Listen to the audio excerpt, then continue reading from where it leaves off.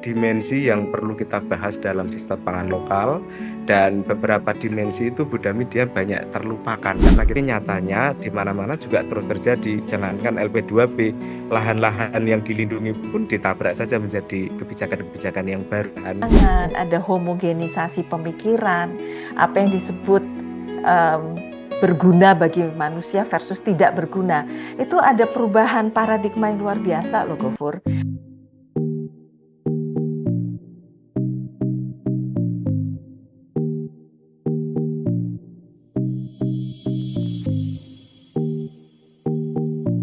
Halo semua, selamat pagi, selamat bertemu kembali di podcast Bening. Dan ini adalah podcast Bening yang temanya adalah Bening Menatap Jiwa. Hari ini kita akan ngobrol-ngobrol ya, jadi kami kedatangan tamu namanya Mas Gofur ya dari UGM ya. Gofur ini dari Pusat Kajian apalagi aku selalu lupa singkatannya. Silahkan Mas Gofur, kenalkan diri. Ya, makasih Bu Dami, makasih sudah diundang dalam podcast Bening. Saya Gofur, saya peneliti pangan dari Pusat Studi Pedesaan dan Kawasan UGM. Itu dia, Pusat Studi Pedesaan dan Kawasan. Oke. Oke, jadi hari ini kita akan ngobrol tentang pangan ya. Kita tahu bahwa pangan ini adalah topik yang tidak akan pernah hilang karena kita hidup perlu makan gitu ya. Dan ternyata isu pangan itu bukan hanya sekedar proses produksi di hulu ya, tapi ternyata banyak sekali dimensi-dimensi sosial dan politiknya. Nah, kita tahu kemarin ini cukup heboh lah ya ketika ada pemerintahan baru, kemudian kebijakannya adalah untuk memenuhi kebutuhan pangan, maka dibangunlah food estate ya.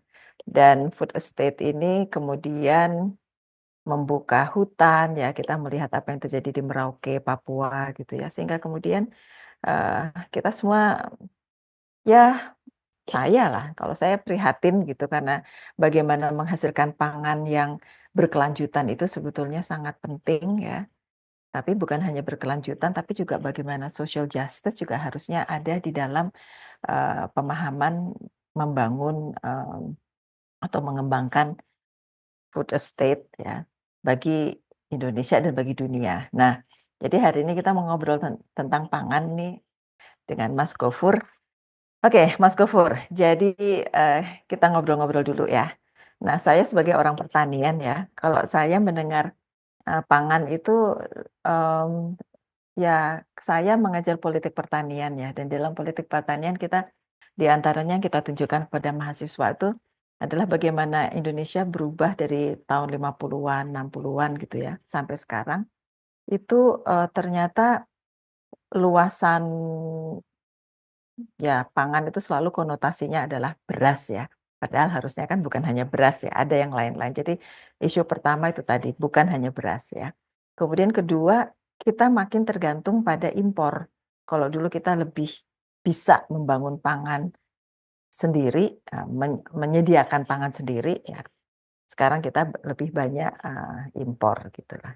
Nah, dalam konteks ini kita makin melihat bahwa pangan lokal menjadi penting ya. Pangan itu bukan hanya sekedar menyediakan pangan, tapi keadilan pangan itu yang kayaknya perlu kita pikirkan. Nah, mungkin bisa dibantu dijelaskan kalau menurut Mas Gofur gimana nih isu pangan di Indonesia? Oke, terima kasih Bu Dami. Saya mungkin awalnya perlu semacam penjelasan bahwa saya ini sedang riset tentang sistem pangan lokal di wilayah Kars. Wilayah-wilayah yang dia itu sebenarnya dulu itu punya potensi, tapi memang cara untuk mengekspresikan potensinya itu agak sulit, didominasi oleh batuan kapur, terus dia itu tebal tanahnya itu cuma 30 sampai 50 cm begitu. Nah, lokus riset saya itu ada di Gunung Kidul sama Nusa Penida. Jadi kira-kira Indonesia itu yang adalah negara yang punya wilayah paling besar sedunia, tapi dua wilayah ini saya ambil karena ada banyak tekanan dan krisis di sana, ada neoliberalisme pangan, ada, pariwisata yang eksploitatif, terus ada industri ekstraktif dan tekanan populasi juga. Makanya ada stigma bahwa wilayah Kars itu adalah wilayah yang kering, tidak produktif, dan dia itu tidak menjadi prioritas utama dalam pembangunan pangan. Jadi sayangkan ada proses marginalisasi dalam, sistem pangan lokal di wilayah Kars. Mhm. Nah, berhubungan dengan pertanyaan Bu Dami tadi, ada banyak dimensi yang perlu kita bahas dalam sistem pangan lokal, dan beberapa dimensi itu Bu Dami dia banyak terlupakan karena kita hanya fokus pada lingkungan fisik, kita hanya fokus pada, produksi yang dia berfokus pada kuantitas begitu, dan rata-rata secara kualitas produk-produk pertanian wilayah Kars atau wilayah kering lainnya itu biasanya agak lumayan di stigma bahwa dia tidak lebih bagus dari wilayah yang lain. Nah, Mhm. itu yang sedang saya perjuangkan bahwa bagaimana sistem pangan lokal itu penting untuk digali kembali, dia penting untuk kemudian dipetakan sebenarnya aspek dalam sistem pangan lokal ada apa saja. Nah, itu Oke. mungkin yang akan berhubungan dengan fokus riset saya itu tentang third space pada sistem pangan lokal begitu, Bu Dami. Oke, mungkin sebelum maju ke situ ya, kalau bisa Hmm. dijelaskan dulu. Jadi kan, tadi katanya di Karst ya, ada di, Gunung Kidul dan Nusa Penida. Nusa Penida itu daerah Kars juga? Daerah Kars juga, dan dia Oh, secara oke. geomorfologi itu nyambung dengan kawasan Gunung Sewu yang ada di Jawa. Jadi Oh ya? karakteristik geografinya itu sama persis. Makanya kalau kita lihat Wow. foto-foto yang ada di sana, baik di Nusa Mhm. Penida sama Gunung Kidul, itu relatif sama persis Budan. Cara Mmm, mereka oke oke. menanam, cara mereka membuat bedengan, sama Oh, kayak yang terasering-nya itu kan kalau di wilayah biasa cukup pakai tanah, Bu. Tapi kalau di wilayah Kars dia batu. Jadi batu di layer pertama, batu di layer kedua, baru tanah di antara layer dan seterusnya. Mereka oke sama persis. Dia punya oke karakteristik geomorfologi identik, dan itu sudah menjadi tulisan banyak geografi yang ada di dunia, kira-kira begitu. oke. Terus pangan Hmm. lokalnya apa ya? Jenis-jenis pangan lokal di sana, baik di Gunung Kidul maupun di Nusa Penida, apa yang mereka tanam? Nah, karena wilayah Kars itu Bu Dami, jendela tanam ketika dia punya hujan itu sebenarnya cuma 4 bulan, sama kayak rainfed agriculture dia. Jadi Mmm. cuma di antara Desember, Januari, Februari, Maret begitu. Sisanya itu biasanya dia adalah tanaman-tanaman kering. Biasanya tubers, biasanya Oh, umbi-umbian. umbi-umbian, Iya, oke. makanya banyak pangan lokal di wilayah Gunung Kidul dan Nusa Penida itu basisnya itu biasanya singkong. Ada nasi yang dicampur dengan singkong di Nusa Penida. Terus kalau Mhm. Gunung Kidul itu terkenal dia itu sebenarnya Budami sampai 70-an. Kira-kira punya jumlah itu mungkin puluhan atau ratusan olahan umbi-umbian. Nah, sekarang itu tinggal beberapa saja deh yang kita kenal. Mungkin cuman tiwul, mungkin cuman gadot, tapi konon katanya kata mbah-mbah yang ada di Gunung Kidul, jumlah olahan umbi-umbian yang ada di Gunung Kidul itu bisa puluhan atau ratusan katanya. Wow. Begitu. Ja Iya, dan itu dari berapa jenis umbi-umbian? Kan bukan hanya singkong aja, mestinya kan persis. ada Iya, suwak, ada apa lagi gitu ya? iya. Ada Oke, singkong, ada uwi, ada ada gembili, umbi. terus ada Nah, ubi iya. manis, macam-macam Bu Dani. Dan Mhm. sekarang mungkin kita akan mengalami tantangan yang luar biasa karena neoliberalisme pangan itu Nah. menyuapi dengan kemudahan-kemudahan. Kira-kira ada Ah, banyak bahan yang lebih mudah didapatkan untuk dibeli daripada mhm kita usahakan dengan lahan-lahan yang di stigma kering itu tadi. Lalu juga mhm kita berhadapan bagaimana alih fungsi lahan itu tidak menguntungkan sekali pada mhm. ekonomi petani kecil gitu loh. Yang mana Oke mereka ini kadang-kadang tidak mempertimbangkan aspek yang lain selain ekonomis, selain keuntungan, saling kuantitas dan kualitas dan sebagainya. oke. Bisa dijelaskan neolib pangan itu apa? Mungkin ini bisa jadi satu podcast sekali, tapi saya pengen In a saya pengen nutshell. ya, dalam konteks yang bening begitu, saya pengen agak sedikit apa ya, meredakan sisi emosi saya. Saya pengen agak secara bening juga menatap apa itu neoliberalisme pangan. Jadi kalau boleh in a nutshell, saya pengen bilang bahwa pangan dalam masa kekinian itu memberikan banyak kemudahan, tapi mendorong kita untuk meninggalkan berbagai aspek yang bisa lebih penting daripada kemudahan-kemudahan itu, Bu Dami.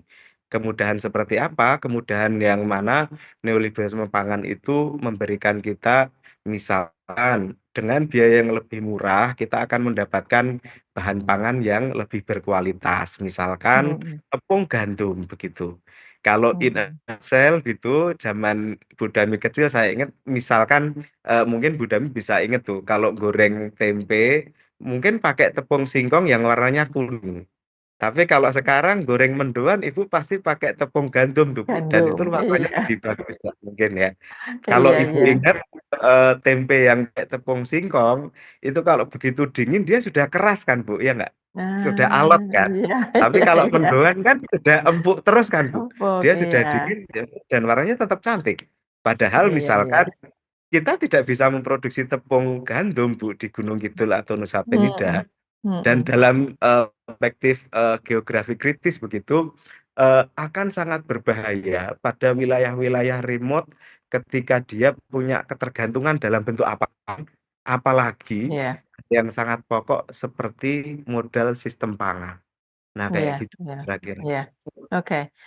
Em, saya paham ya, tapi ini saya mendudukkan diri saya sebagai devil's advocate gitulah ya. Em, karena gini, hidup itu kan memang manusia itu kan ingin hidup itu makin jadi sifat intrinsik manusia itu kepengen hidup itu yang gampang gitulah ya, Hmm. nyaman, gampang gitu ya. Dan teknologi itu memberikan hal-hal seperti itu. Ya, jadi kalau kemudian orang mengatakan, "Ya dengan adanya teknologi kita sekarang bisa mendapatkan gandum dengan murah dari luar negeri," misalnya gitu ya. Sehingga belinya juga bisa lebih murah, makannya lebih enak. Apakah salah kemudian ketika kita menjadi lebih tergantung dengan gandum dibandingkan dari apa yang sebetulnya ada di lokal? Karena kita kan mau move on. Nah, orang kan rata-rata pemikirannya gitu ya. Eh, gimana ya? Bukan melawan Hmm. pemikiran seperti Oke. itu ya, tapi, how do we react menggabungkan pemikiran-pemikiran itu ketika kita juga sebenarnya tetap ingin mempertahankan pangan lokal, caranya gimana ya, Gofur, ya? Nah, Oke.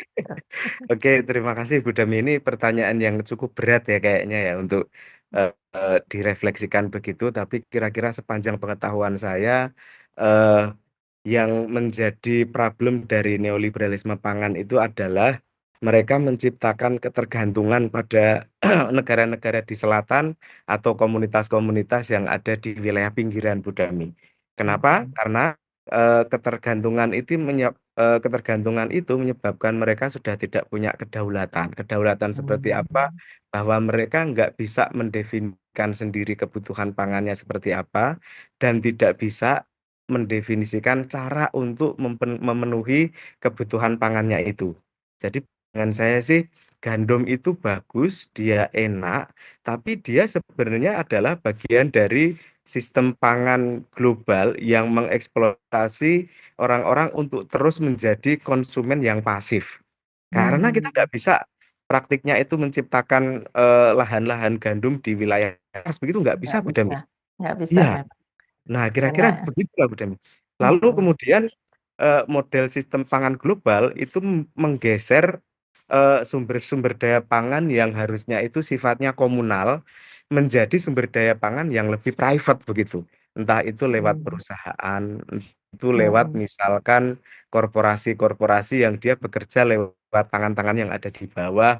Tapi yang jelas unsur-unsur komunal lalu yang sifatnya itu membuat sistem pangan lokal lebih berkelanjutan, itu menjadi lebih minim opsi-opsinya untuk bertahan. Gitu, Bu Dami. mhm. Oke, memang sekarang gandum belum bisa ya, karena Hmm. memang gandum itu kan tempatnya di negara 4 musim ya, kita kan negara tropis ya. Tapi Hmm. andaikan suatu saat, nah lagi-lagi ya karena sains dan teknologi itu kan selalu berusaha untuk mendapatkan solusi. Jadi andaikan perkembangan sains dan teknologi yang kemudian menemukan bahwa gandum itu bisa ditanam di negara tropis. Nah, ketika itu sudah bisa dan bisa diakses oleh petani-petani kita sehingga mereka bisa menanam gandum secara lokal gitu-gitu, apakah akan berubah pandangan, Gofur tadi?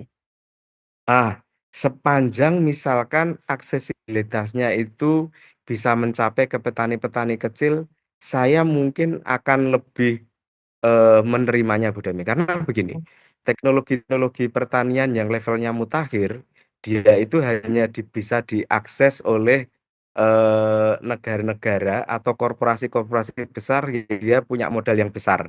Kebetulan saya ini salah satu alumni kampus pertanian terbesar di Belanda sana. Saya tahu, saya tahu sendiri Bu Dami bahwa lab-lab mhm, yang ukurannya itu megah gitu, yang dia itu alat-alatnya mewah, itu harganya tidak murah Bu Dami. Dan dia itu sebenarnya hanya mmm, bisa diakses oleh korporasi-korporasi global saja. Bayangkan oke, alat-alat untuk peternakan yang levelnya kayak mobil Mercy yang gitu, dan itu hanya bisa diakses oleh peternakan-peternakan sapi yang besar, Bu Dami. Nggak mungkin, Bu Dami, eh, petani peternak sapi yang ada di Gunung Kidul itu kayaknya kok nggak mungkin bisa dikasih akses terhadap teknologi-teknologi mewah itu. Meskipun mhm, kalau ada sih saya bersyukur dan saya akan ikut mendukungnya begitu loh Bu Dami. mhm Jadi mhm, misalkan begini ya Bu Dami ya. Sekarang geser ke peternakan di Gunung Kidul Bu. Ada mmm, fenomena yang sangat erat sekali dalam beberapa dekade terakhir begitu. Coba kalau Ibu setiap sore itu berdiri di pinggir jalan di area Gunung Kidul dimanapun begitu, rata-rata mereka akan membawa pulang damen, pakan sapi, pakan ternak dari manapun mereka bekerja. iya, Artinya wilayah-wilayah kars di Gunung Kidul itu untuk mencukupi kebutuhan pakan ternak pun sudah tidak cukup, Bu Dami. Kalau mmm, teknologinya yang ada di Belanda yang mereka bahkan ternaknya ternak sapi perah ya Bu Dami ya. Artinya mhm, pendekatannya lebih rumit daripada sapi daging yang ada di sini.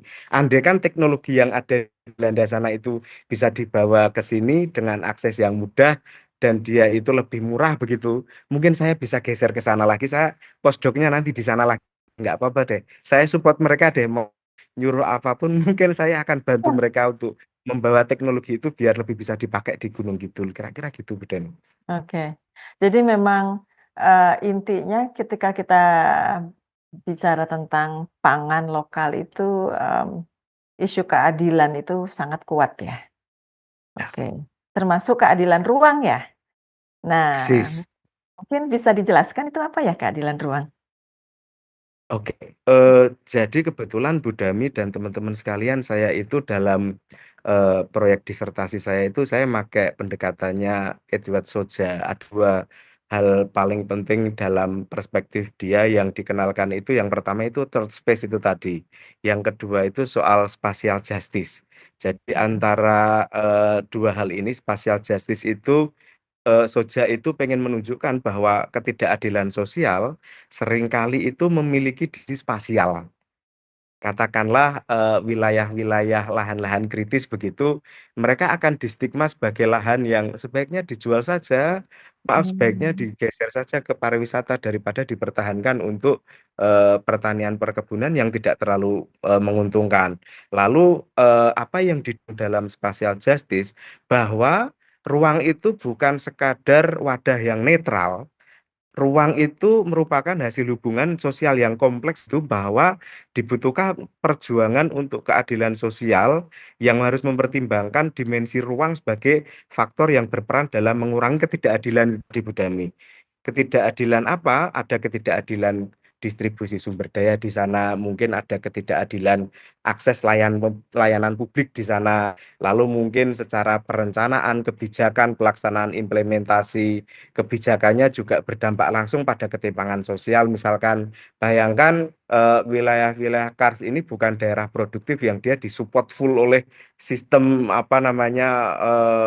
nasional centralized driven development begitu yang mereka dapat modal banyak tidak. Rata-rata mereka hanya berjuang dengan sisa-sisa kemampuannya sendiri, berjuang dengan sempangannya sendiri tanpa sepenuhnya support dari governance. dari Kira-kira seperti itu. pemerintah.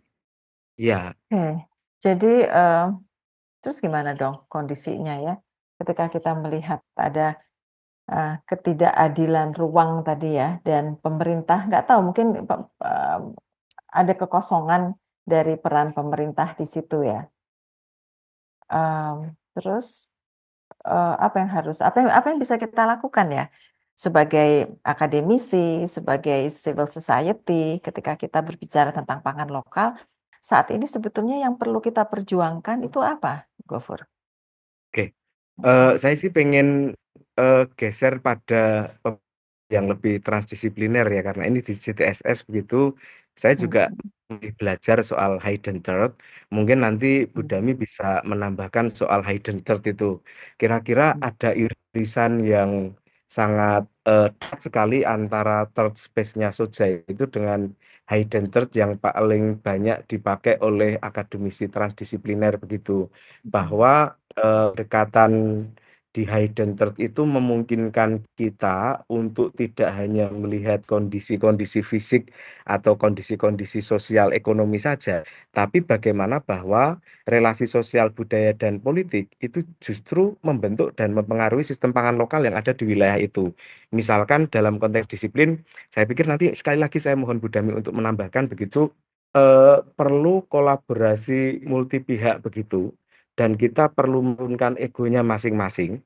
Makanya saya itu Bu Dami meskipun riset saya di wilayah Kars, di 2 wilayah antara Nusa Penida dan Gunung Kidul, mereka punya tekanan luar biasa sekali soal pariwisata.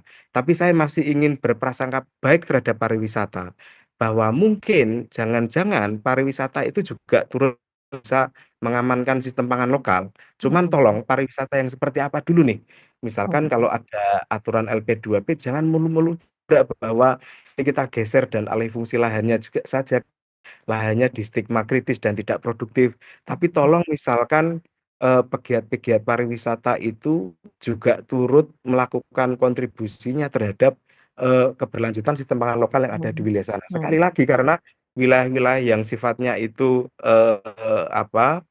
wilayah-wilayah sifatnya dia agak jauh secara transportasi akan sangat berbahaya bagi mereka untuk mengalami ketergantungan, terutama kebutuhan sektor primer atau pangan lokal itu tadi Bu Dami, kira-kira mhm. gitu. Ini Gimana tuh, Bu? tadi Gofur mengatakan LP2P ya, ini kan belum tentu pemirsa tahu ya yang kayak gitu itu. Jadi mungkin bisa dijelaskan apa itu hubungannya dengan LP2P? Oh ya, LP2B itu lahan pangan dan pertanian berkelanjutan. Kira-kira ada aturan di negara kita begitu yang mengatakan bahwa Mhm, ketika dia sudah diketok, sudah jadi bagian dari RDTR dan RT RW bahwa wilayah X akan menjadi lahan LP2B, dia harus mmm, nggak boleh dialihfungsikan, dia harus menjadi keberlanjutan untuk pangan. Entah itu mmm, tanaman pangan, entah itu horti, entah itu perkebunan. Kalau wilayah mhm, itu sudah menjadi LP2B Bu Dami, harusnya dia mhm, sudah nggak bisa difungsikan lahan. Tapi nyatanya di mmm, mana-mana juga terus terjadi. Jangankan LP2B, lahan-lahan yang dilindungi pun ditabrak saja menjadi kebijakan-kebijakan yang baru kan. iya. Itu. Iya, dan kita juga melihat dari dulu sudah ada aturan bahwa lahan yang beririgasi untuk sawah tidak boleh dialihfungsikan.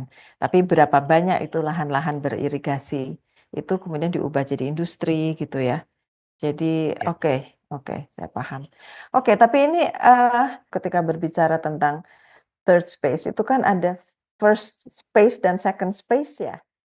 ya, Nah, itu first space dan second space tampaknya mungkin tadi masih kurang jelas kenapa kenapa disebut third space, kemudian first space itu sendiri apa gitu ya. Jadi, sebelum kita nanti masuk ke dalam third space dan hidden third, kalau bisa dijelaskan lagi tentang pemahaman first-nya itu ya. apa, second-nya itu apa, dan itu sebagai latar belakang menuju third space. Edward Soja ini mendefinisikan third space sebagai ruang ketiga yang hadir pasca dia mendefinisikan first space dan second space.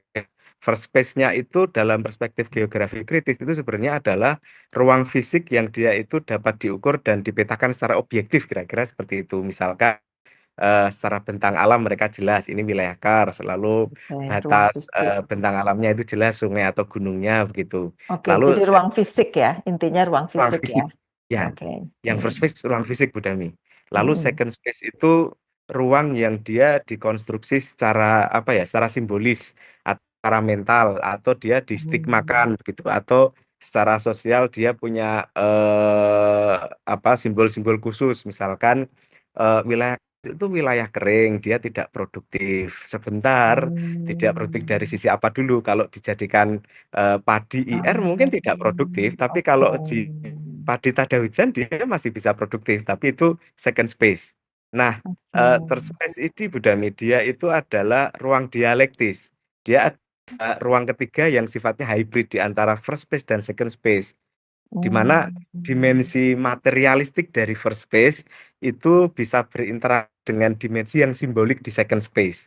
Itu persis kayak definisi Buddhami di transdisipliner itu tadi, Bu. Soal Hidden hidden third, third hidden itu third. tadi. Heeh. Mungkin Buddhami bisa masuk ke situ deh. Bedanya kira-kira ada kemiripannya nggak ya, Bu ya? Mm-mm. Nggak, jadi kalau boleh saya ulangi lagi ya, jadi em, di dalam first space itu adalah ruang fisik, kemudian yang second space itu adalah lebih ke arah mental ya, persepsi, dan jangan-jangan ah, kita sekarang anehnya ya dengan perkembangan lagi-lagi ya, perkembangan ilmu itu justru memilah-milah lingkungan itu menjadi ada yang marginal dan ada yang tidak ya. Kemudian yang marginal itu dianggap tidak pantas untuk dimanfaatkan karena dia tidak produktif ya. Nah, ini pengembangan mental seperti ini yang sebetulnya dilahirkan ketika kita di zaman sekarang ketika sains berkembang justru kita memilah-milah kondisi fisik seperti itu. Padahal zaman dulu, ya, ketika sains belum begitu berkembang, mereka paham bahwa ruang-ruang marginal itu, lahan-lahan marginal itu sebetulnya mempunyai fungsinya sendiri. Ada tanaman-tanaman yang justru bisa hidup di situ, dan kemudian kita beradaptasi dengan itu. Nah, lucunya setelah bisa saya katakan sains barat lah ya, perkembangan sains barat itu membuat kita mempunyai nilai-nilai yang jadinya seragam. Ada penyeragaman pandangan, ada homogenisasi pemikiran, apa yang disebut berguna bagi manusia versus tidak berguna. Itu ada perubahan paradigma yang luar biasa loh, Gofur. Dan itu perubahan paradigma itu adalah knowledge itu sendiri. Knowledge-nya kita tuh berubah. Ketika kita kemudian belajar, aduh saya bukannya mau bilang anti sains barat ya,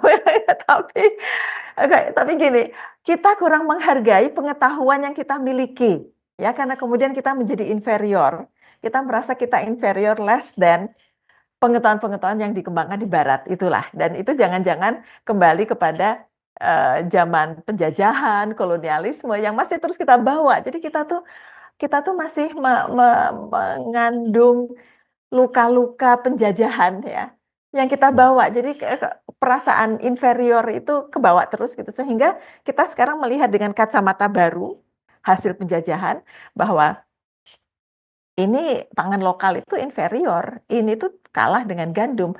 Jangan-jangan kita tuh di situ.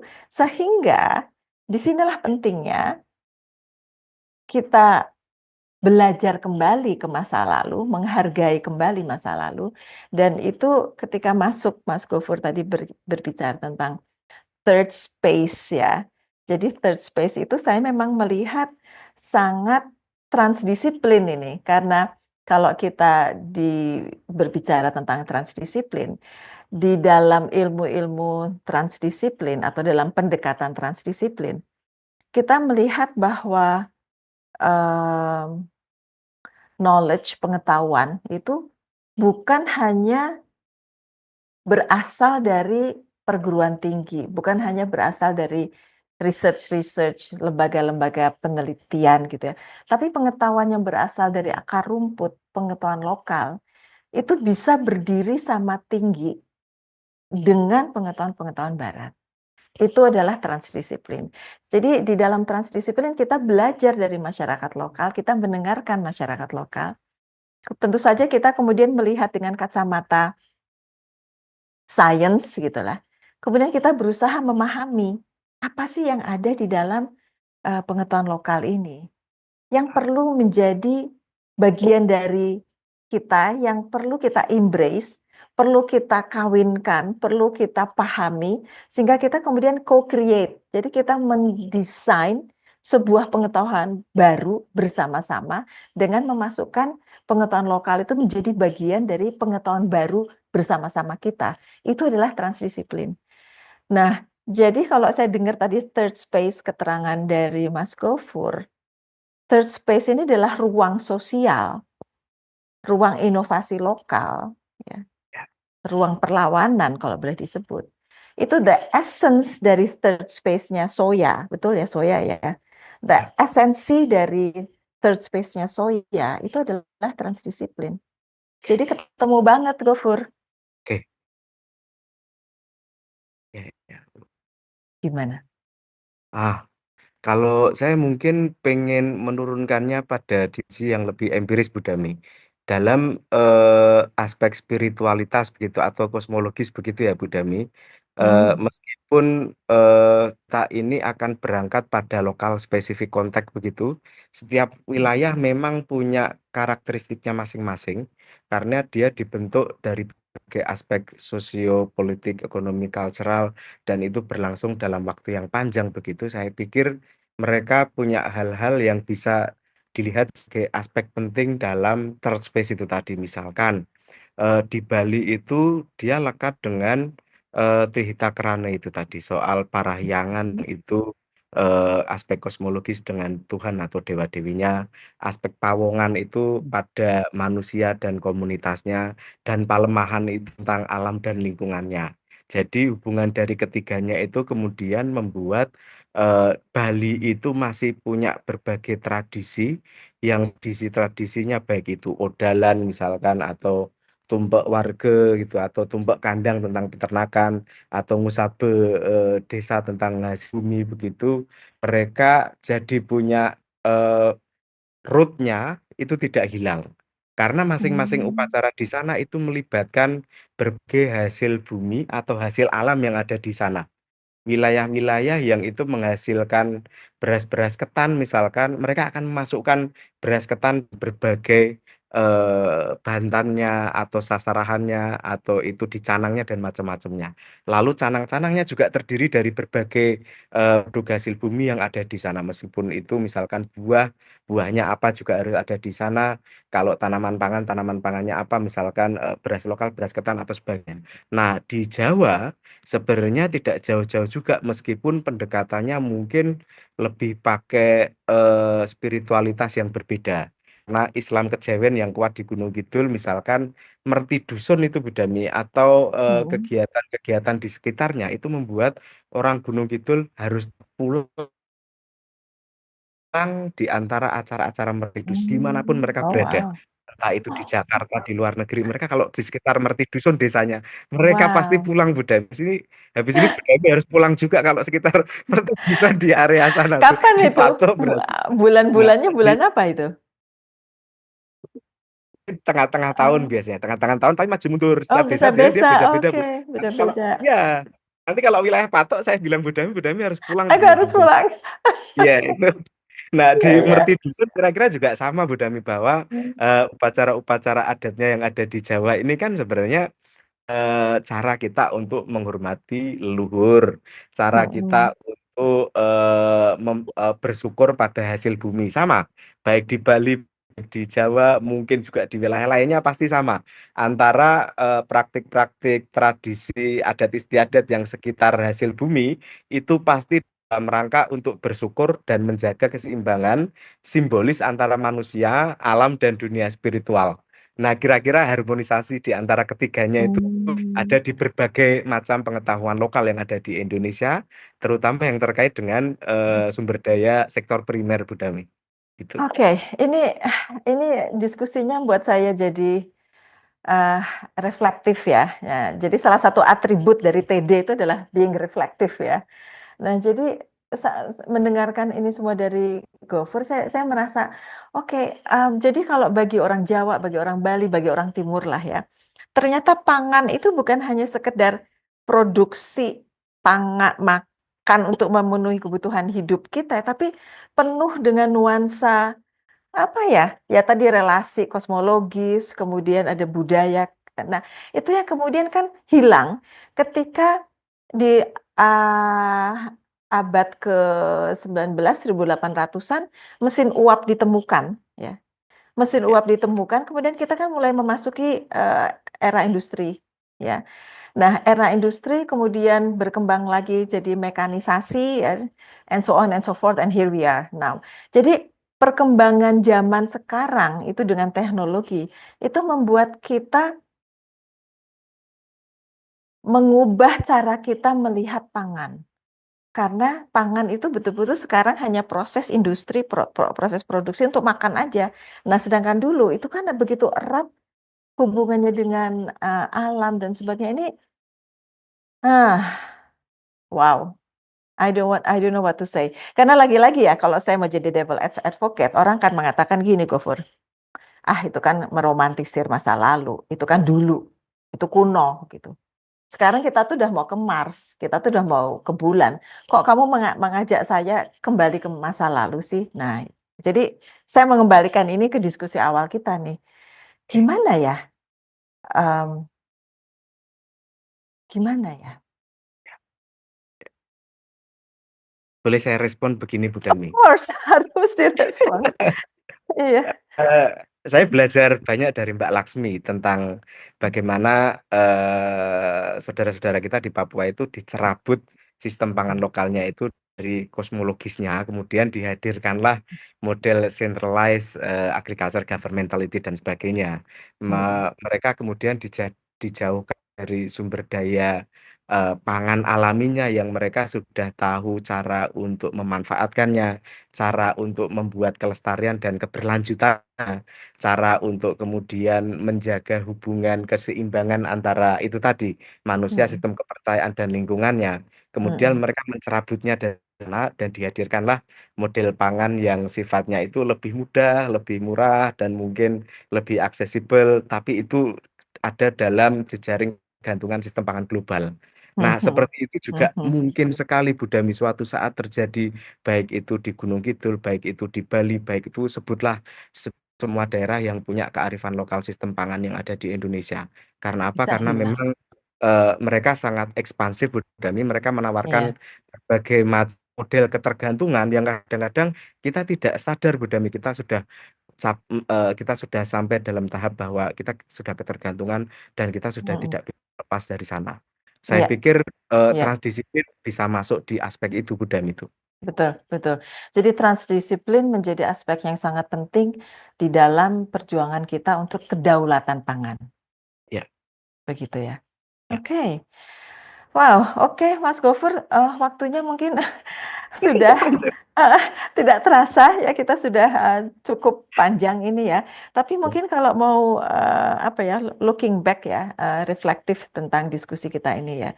Jadi hari ini saya belajar dari Mas Gofur ya, bahwa yang namanya pangan lokal, itu saya yang dari orang pertanian yang tadinya melihat, oke begitu pangan lokal langsung ngebayangin ubi-ubian, ya Papua dengan begitu banyak ubi, kemudian kalau di Sulawesi Selatan itu ada jagung kelulut, jagung pulut apa, jagung apa itulah ya. Kemudian ada sagu di Maluku. Yang tadinya hanya melihat itu sebagai, eee, pangan saja, aspek budaya itu ternyata sangat kuat di dalam pangan lokal dan ini merupakan bagian dari biocultural diversity sebetulnya ya. Dan di sini juga sebenarnya terkandung identitas ya. Ada identitas, ada kedaulatan, ada keinginan untuk bisa mandiri. Dan ini sebetulnya kita tuh sekarang sedang dibombardir dengan the new paradigm of development dan itu adalah neolib itu tadi. Jadi sebetulnya yang terjadi sekarang itu adalah perjuangan-perjuangan, eee, paradigm ya, bahwa we have different school of thoughts. Kita ingin hidup seperti ini, tetapi ternyata dunia begitu kuat dengan model kehidupan yang lain.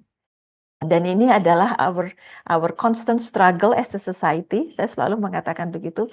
Ini adalah perjuangan kita, our struggle as a society, Indonesia itu kita mau ke mana? Indonesia itu mau mengambil model mana?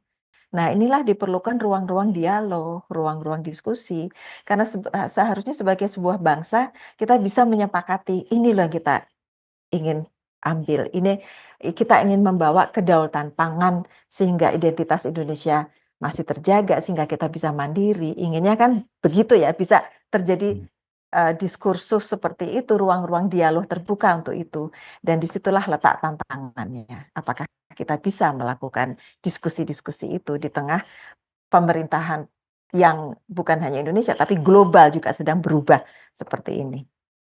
Begitu ya Mas Gofur ya. Nah Iya, mungkin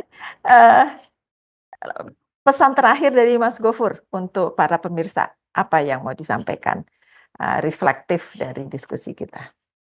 mmm, terus terang, saya masih berproses dalam riset saya, Budha.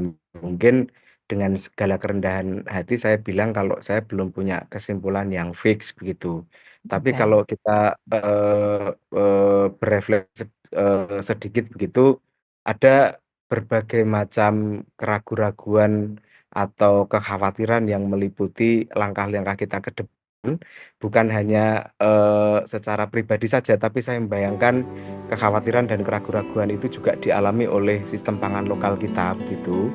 Tapi kayaknya kita perlu berbaik sangka dulu, kita perlu berpositive thinking dulu dengan berbagai macam aktor yang terlibat di sana.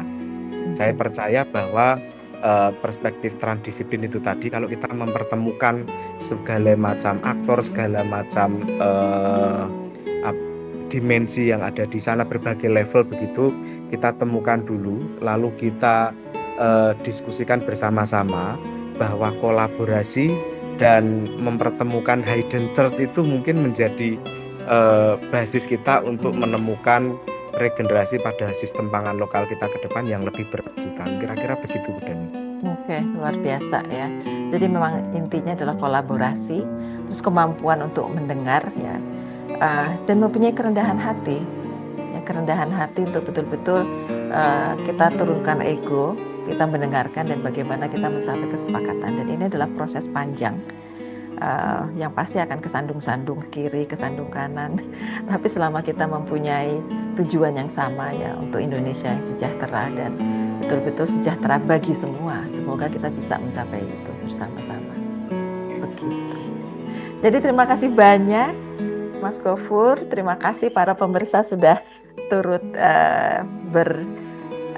berdiskusi bersama kami walaupun mungkin across the space and across the time, dan terima kasih pada kru yang sudah merekam ini semua, dan sampai jumpa lagi di podcast Bening berikutnya. Sampai jumpa, makasih.